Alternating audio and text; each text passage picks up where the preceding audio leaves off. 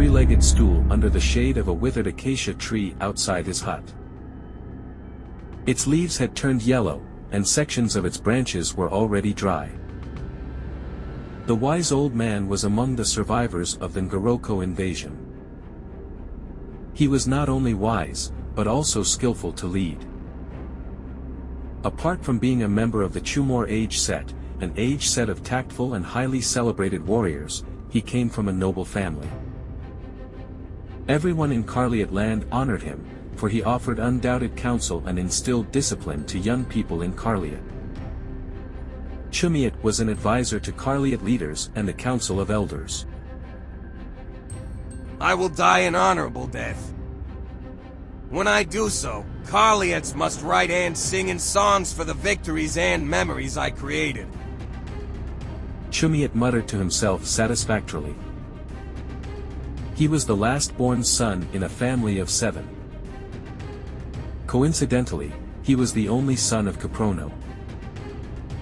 He grew up in Kibangara, although he never rose to leadership. The culture and customs of Carliot did not allow a last-born after sisters in a noble family to lead its people. Disappointed, Chumiet vowed to sire a first son, raise him a warrior and a chief. He married Jeroban, a young woman from Karmaile. Moons and seasons passed by, and they begot a son whom they named Kibor. At birth, Kibor was his father's pride. How is a man recognized for his manliness among his people? How is he respected by his kinsmen?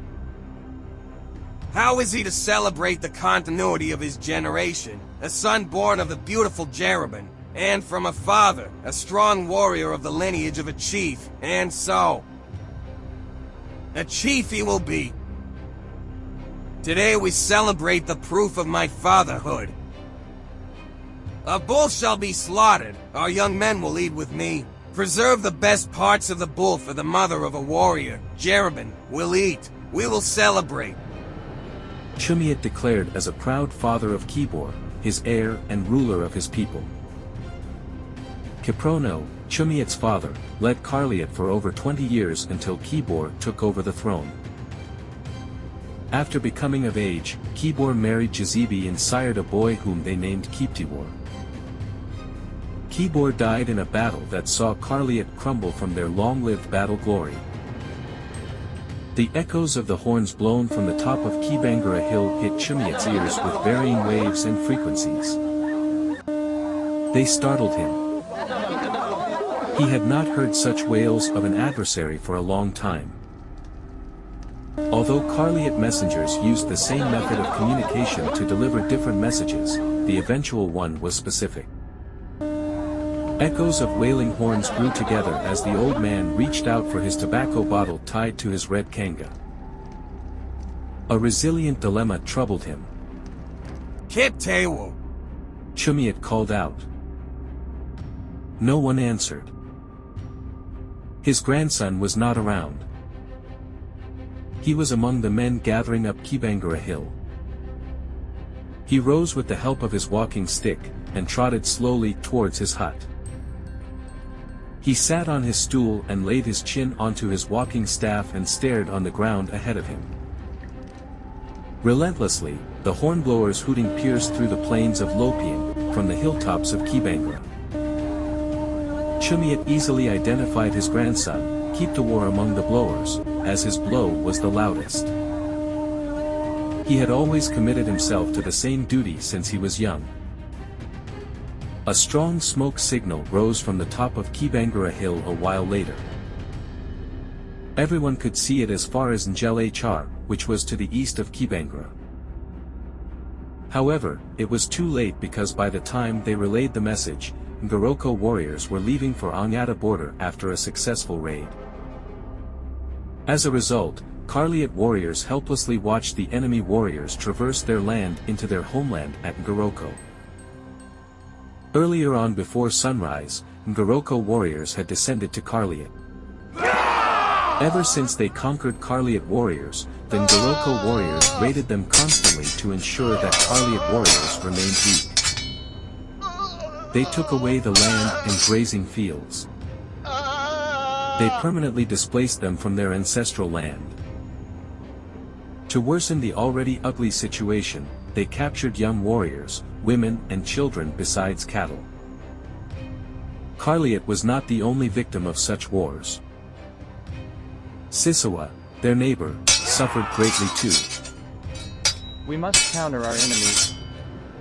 A tall, elderly but young-looking man said in a commanding voice. Kiptala addressed the crowd gathering at the top of Kibangara Hill shortly after they appointed him to lead the session. His integrity, outspoken character and auditory skills made him popular among the Carliot people. Kiptala belonged to Kitoni clan well known for blacksmithing. The clan specially made weapons for warriors. Kiptala had married sons. He had equally married off all his daughters.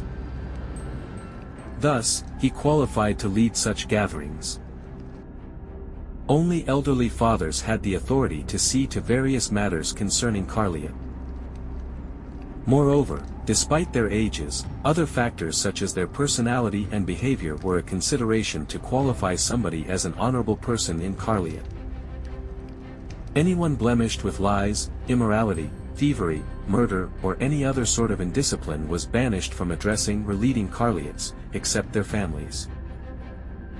However, the council monitored such individuals even at a family level. Just like his family and clan, Kiptala engaged in trade as a blacksmith. He trained young artisans of Carliot to become skillful blacksmiths apart from designing weapons. Despite being a blacksmith, Kiptala was also a highly trained warrior. Hence, the council chose him to organize a team of warriors to counterattack Ngoroko warriors and restore their dignity and victory.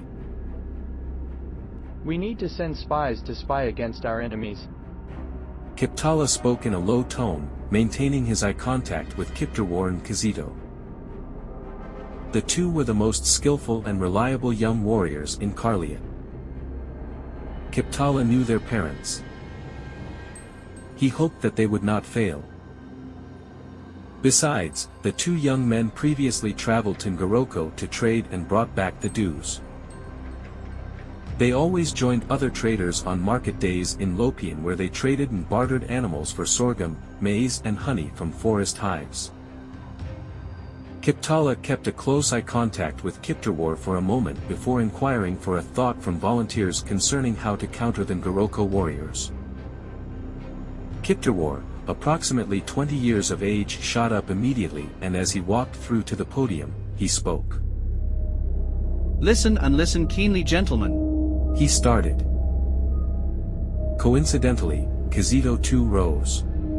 He did it too sudden that he did not realize that Kiptawar was up already before he did. Everyone around was puzzled as they watched the two friends. Finally, Kizito sat back to his position and allowed Kiptawar to speak. I apologize for stopping Kizito from speaking. Kiptawar spoke involuntarily, addressing Kizito. I am Kiptawar, son of Kibor, the late paramount chief of Carliot. I have had mysterious dreams about this land since I was born. Kiptawar started drawing the attention of the entire congregation to himself. I recall a recurrent dream about a visit to a strange land inhabited by dangerous animals that bite and kill instantly. I even had a dream of the previous attack. I had it again a night before the real encounter. I saw myself standing at a mysterious hill peak blowing the horn to alert our warriors to take cover and fight back. Unfortunately, they were too late to counterattack. I am not sure what that dream meant. Perhaps my friend over here can interpret it. Let us hear from Kizito. His father was a great seer in this land. He concluded as he ushered Kizito to the podium. Everyone keenly paid attention to Kiptawar. They looked so confused when he notified them of the mysterious dream. Some of them felt Kiptawar's dream meant they could win in a future attempt to fight their rivals. He not only had a commanding voice but was also psychic. His athletic body that conformed into a clear twist of muscles portrayed endless strength. Kiptawar had a round face, fairly bearded. The mustache evidently showed that he matured faster than expected. His purely white teeth and a gap between the upper incisors complemented his dark skin, making him more handsome. Luckily, he skipped yet ceremony, unlike his peers who lost an incisor during the ceremony. Boldly Kizito explained the encounter that haunted him for several nights, a dream that robbed him peace. He argued that the dreams signified prophetic preparations to avert the enemies that crippled Carliot. He lamented the deaths of Carliots and loss of cattle to their enemies. Painfully, he raised concerns about how the Carliot people lost rich and fertile land to the Ngoroko people. He sensitized the residents to prepare to fight and regain Carliot's lost glory. There is no peace when we feel confined and defeated in the freedom we have enjoyed longer, the peaceful coexistence, the glory and victory in battlegrounds. Our community must regain its pride. Carliots are not cowards. We are never married to cowardice. Apparently Kiptawar's speech captured much of what Kizito wished to state, thus, Kizito's speech was brief and apprehended by his predecessor. As he sat back to his position, the crowd applauded him. He was the son of Orkoyat. Kizito was the only child of Orkoyat. He had blood ties with Ngoroko. Kip Kalim, a one-time Carliot troop leader, found Orkoyat, his father as Carliot troops pursued Ngoroko warriors. It was not clear where the boy came from. Nobody could tell whether he was among the young spies sent to spy Carliot from time to time. Fortunately, raiding rules forbade warriors from hurting women and children. After promising to watch over the strange boy's character, Chief Kiprono allowed Kip Kalim to adopt and raise the boy. Orkoyat grew up an honest and committed young man. He became a great and remarkable warrior. In fact, Carliot Council of Elders recommended him to the deputy warrior leader. It gave him an opportunity to perfect his battle skills under Kip Kalim, his foster father and trainer. He remained loyal to Kip Kalini and Carliot. His ability to foresee the future endeared him to the Carliot community. Clear of any suspicion, the council allowed him to marry Sakama from Ongata village. When Kip Kalim died during war, nobody paid attention to Orkoyat's life anymore. He had been fully assimilated to the Carliot's norms and culture. He was no longer a stranger to them. Orkoyat lived in Kibangara. His wife Sakama bore a son to him, whom he named Kizito. Later, while giving birth to the second child, Orkoyat's wife, Sakama, died of complications. The child died too. Saddened by Sakama's death, Orkoyat vowed not to remarry. He henceforth lived with Kizito, his only child, on the outskirts of Kibangara near the Savannah Plateaus. Orkoyat trained Kizito day and night to become a tough and skillful warrior. Like a good student, Kizito mastered the warfare skills from his father. Though he talked less about himself, Kizito became close to Kiptawar. They hunted together in Carliot's jungle. They underwent circumcision and warfare training together. They emerged remarkable warriors in Carliot region. Hence, Kipchumba, Carliot's warrior leader, by then appointed them 2 young warrior trainers. Carliot's Council of Elders appointed Orkoyat a member of the council. Although some Boisiek doubted him because he lived a secret life, many of them believed he was innocent. A few accused him of aiding Ngoroko's constant attack against Carliot. By the time Orkoyat passed away, Kizito had already taken up the spying responsibility, aiding Ngoroko warriors to rearm themselves for a fight to win against the Carliot. Quisito was a tall young man of age with a sharp chin covered by a patchy beard. He had long hair well maintained with a mixture of ochre and smeared with sheep fat. More often than not, he distanced himself from his peers. A slight scar above his left eye sustained from childhood identified him. Looking calm and of few words, he took up the spying mission earnestly.